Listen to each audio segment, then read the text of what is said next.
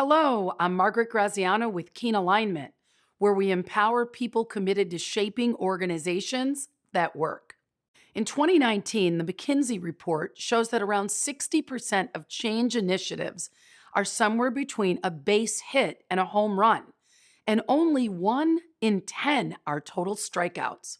So, why do people keep saying that 70% of organizational change efforts fail to produce breakthrough results? In the book, Who Moved My Cheese, the author hypothesizes that change fails because people aren't prepared to handle change, they don't want to accept it, or they're attached to the current way things are. So, what's behind people's reluctance to change? It's their thinking about the change that's in the way. Let's start with thought. People have lots of thinking about change, and therefore they have biases. They have biased perceptions, beliefs, feelings, and therefore biased behavior around the changes in the organization. Most people in today's world react based on how they feel. We've covered that in past lessons. And what most people don't realize is that their feelings come from an impulse that's a response to external stimuli that shows up in the moment as a thought. When faced with organizational changes, most untrained minds respond with automatic patterns of thought that come in and out of consciousness like clouds speeding through the sky when a storm is blowing in. Some people who are naturally wired to accept change as a good thing may respond eagerly. Awesome, finally, we're doing something about this. On the other hand, there's those that are conditioned to want things to stay the same, and they automatically may respond with resistance. Uh-oh, what's happening now? Something different again? Something's wrong. This isn't going to be good for anyone. And then there are those who've been hearing and reading that 70% of all change efforts fail, so they don't even invest in the change. They don't care about what happens. They're apathetic, just in an effort to preserve themselves from spinning their wheels and wasting time. We all have thinking around change, and it's the thinking that's grooved into our brain, so to say, through our neural pathways. In companies where organizational changes aren't effectively communicated or aren't communicated at all, there's lots of thinking, gossiping, and spinning out as a result of the missing information.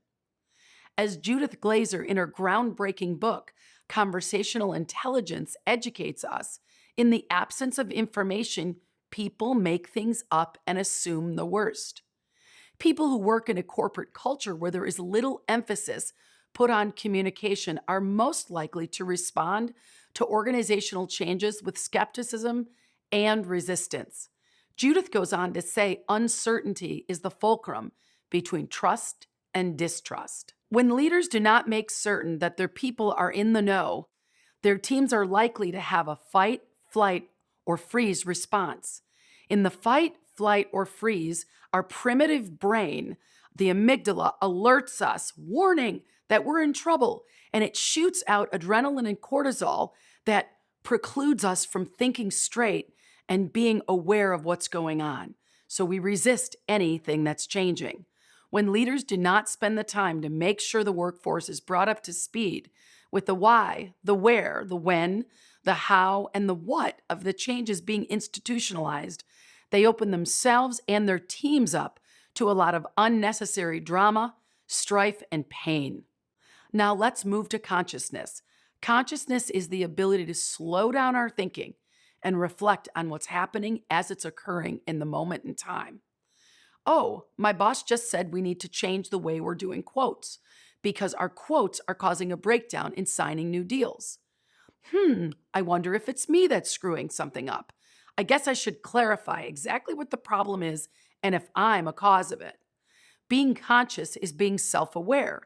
Being self-aware enough to slow down in the moment, check in with ourselves and others, and if we're the one having the thoughts, asking ourselves what our thinking's about and if it makes sense and is ultimately aligned with what I'm committed to.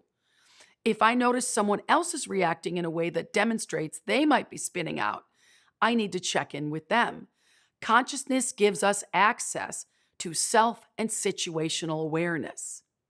And mind is what becomes available when we tap into the universal intelligence of the universal collective. When we get out of our head and into conversations with those affected by the change, we reverse the tide of resistance and skepticism and make way for change to happen with ease and flow. When people in the workforce feel knowledgeable and informed about the organizational changes and they feel part of them, they see reality more clearly and are much more open to engage. When our team members trust in what's happening in the environment, they are more likely to assume positive intent and interpret with facts, and eventually co create solutions for positive change with us and each other. So, why does organizational change fail? It's my hypothesis that we share too little and allow people to fill in the blanks, and they almost never fill them in with positive, empowering thoughts. As agents of cultural alignment and organizational transformation, it's important to understand how thought, consciousness, and mind work and to leverage that knowledge in how we communicate about the changes we intend. Thank you for joining me today. I look forward to another great session tomorrow as part of your 21-day cultural transformation journey. See you tomorrow.